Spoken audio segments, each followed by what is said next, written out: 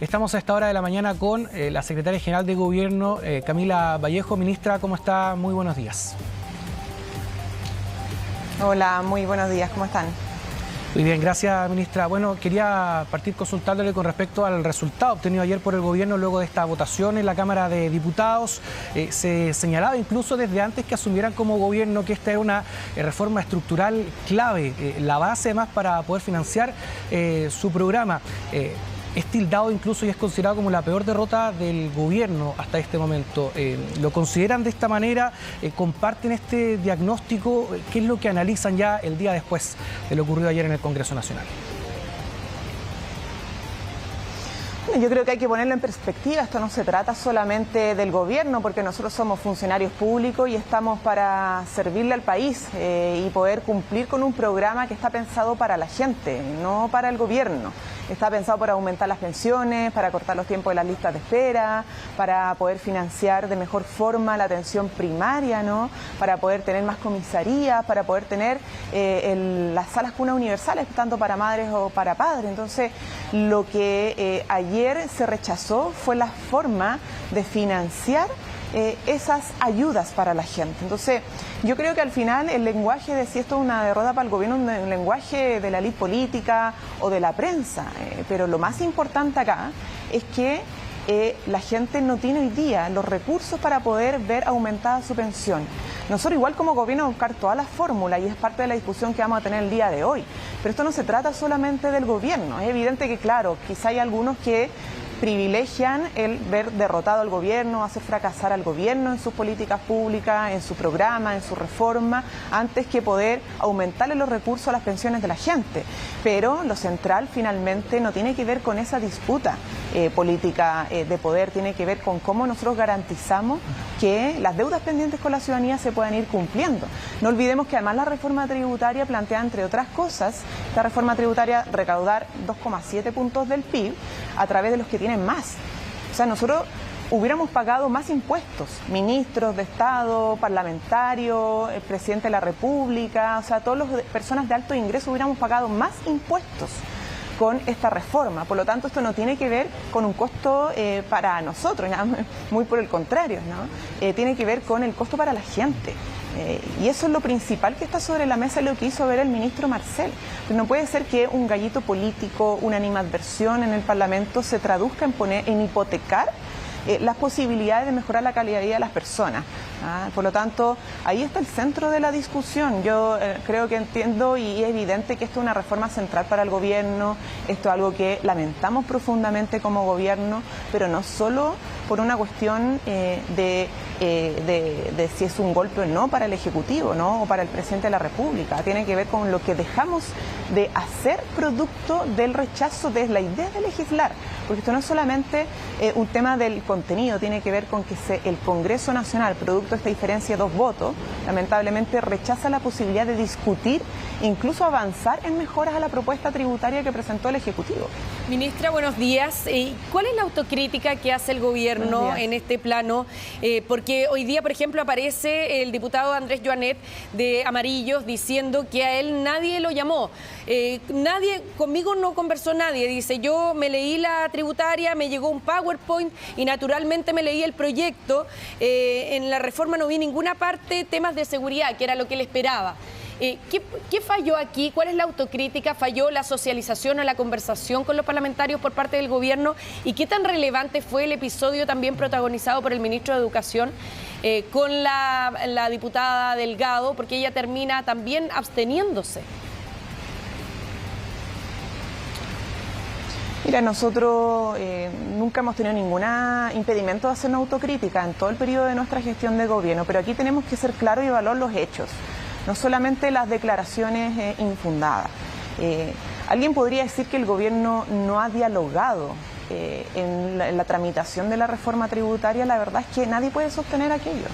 Hubo 3 meses de discusión prelegislativa recorriendo la región en un debate que nunca en la historia de nuestro país se había hecho para discutir sobre las bases de una reforma tributaria. Eso lo lideró el ministro Marcel en todas las regiones de nuestro país, conversando con las pymes, conversando con los gremios empresariales, con los trabajadores, los sindicatos, las organizaciones de la sociedad civil. Luego, además de esos 3 meses, hubo 6 meses de discusión legislativa. en el Congreso Nacional, 6 meses, discutiendo, escuchando expositores, recibiendo audiencia. Se presentaron además 90 indicaciones en la Comisión de Hacienda, recogiendo las opiniones tanto de la sociedad civil como del mundo político para mejorar la reforma tributaria.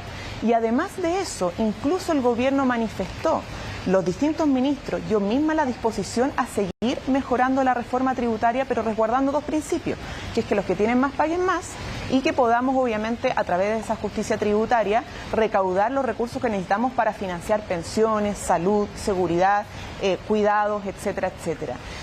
Bajo esos principios hubo siempre apertura, pero aquí la decisión política no tenía que ver con que si le gustaba o no le gustaba la reforma, o si era mala más bien, o era buena la reforma, sino que a cercenar la posibilidad de discutir sobre esto.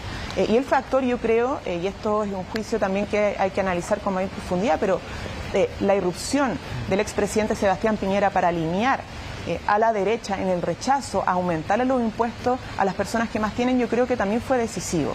Ahora, esperamos que haya una reflexión y, como lo dijo el presidente de la República, podamos reflexionar en conjunto para poner en el centro del debate de la política la necesidad de mejorar la calidad de vida de las personas y no los factores ideológicos o la protección de ciertos privilegios o de ciertos intereses.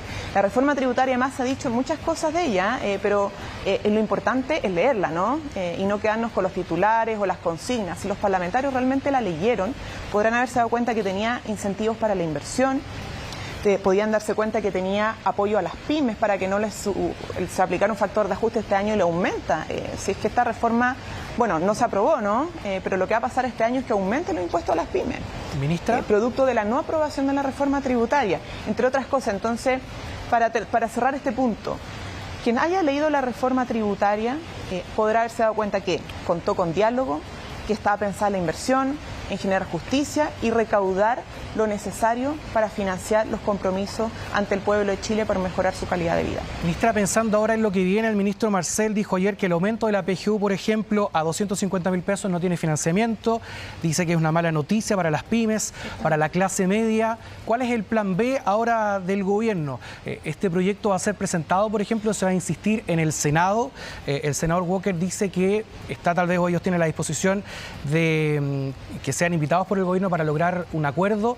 Se va a insistir en el Senado, pese a que el escenario también es un tanto adverso, o se piensa en un plan alternativo.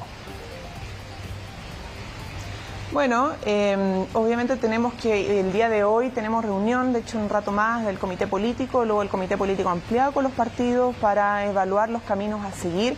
Nosotros no nos vamos a quedar de brazos cruzados, lo dijo el presidente de la República, vamos a encontrar el camino para avanzar. Y pensando en la gente, porque de verdad que hay mucha gente que no vive con la pensión que tiene ahora. Probablemente no solo familiares de los parlamentarios que votaron ayer, ¿cierto? Pero sí es una realidad en nuestro país y necesitamos atender esa realidad, porque la PGU a 250.000 pesos y universal se financiaba con esta reforma tributaria. La ampliación de la sala cuna universal para madres y padres también. El aumento que íbamos a poner para lograr ese objetivo de recursos, el aumento de recursos para lograr ese objetivo se financiaba con la reforma tributaria, planes para el acortamiento de la lista de espera, el aumento del per cápita de la salud primaria, la ampliación de las comisarías para enfrentar el tema de la seguridad, se financiaba con esto. Entonces vamos a tener que buscar un camino. La insistencia en el Senado requiere 2/3, eso no tenemos esos votos, evidentemente. Eso implica pensar en que la reforma tributaria, como está presentada en los términos de recaudación, de cobrarle a los que más tienen, en fin, pueda ponerse en riesgo en ese sentido, pero tenemos otros mecanismos, ¿no? Está en discusión el royalty minero, que busca recaudar un 0,6%, 0,6 puntos del PIB. Tenemos pendientes los impuestos correctivos. Vamos a encontrar un camino, ¿ya? Y eso es parte del debate que queremos desarrollar el día de hoy. ¿Qué paso a seguir como gobierno? El presidente de la República más se encuentra en el norte en estos momentos, en Tarapacá.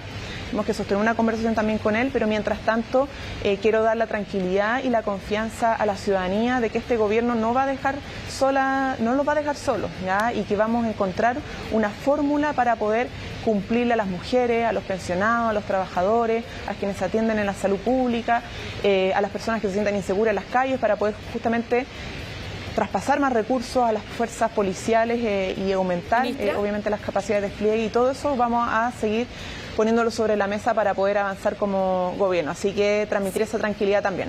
Sí, una pregunta cortita. ¿Qué le parece que haya parlamentarios que hayan sacado a relucir la votación del presidente Boric cuando él se opuso a la idea de legislar en la reforma tributaria de Piñera, y que hoy día están diciendo que él también se opuso en su minuto a solamente la idea de que se discutiera una reforma tributaria?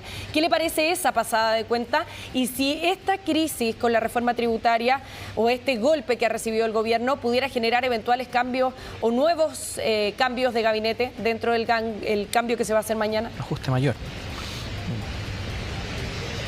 A ver, lo primero, yo no concibo la política en clave de vendetas. Entonces, si ese es el ánimo que mueve a los parlamentarios de legislar en una agenda de venganza o cobranzas al presidente de la República, demostraría que no se está pensando en el país, sino que simplemente en ese objetivo. Entonces, ¿qué es lo que prima? Yo no lo leo así y espero que no sea así, ¿no? Y además que hay que ver las ideas matrices de las reformas tributarias. Una cosa son pactos fiscales para permitir mayores elusiones, ciertos ajustes tributarios que permiten a los que siempre han podido eludir impuestos porque tienen recursos para pagar abogados expertos en planificación tributaria, que es la elusión tributaria, ¿cierto? Para permitir que no paguen altos impuestos a través de la disminución en los impuestos a los más ricos. La verdad es que es atendible que exista una diferencia en las ideas matrices de esas propuestas tributarias. Pero esta propuesta tributaria recababa lo que la gente espera de una reforma tributaria. Es decir, que posibilita el desarrollo, tenía mecanismos para incentivar la inversión, que posibilite que los que más tienen, que más generan o más tienen, acumulan riqueza y que más patrimonio tienen y que más renta tienen, paguen proporcionalmente más que los que menos tienen, y que permitía recaudar más bien la cantidad de recursos que se necesitaba para financiar los compromisos sociales en materia de derechos sociales. Entonces, esa era la idea matriz. El resto era perfectamente discutible, pero oponerse a esas ideas matrices y legislar sobre esas ideas matrices habla mucho de ideología y poco de pragmatismo. Perfecto. Muchas gracias, ministra, por esta entrevista. Que tenga muy buenos días. Gracias, ministra. Buenos días. Bueno, muy buenos días a todos. Muchas gracias.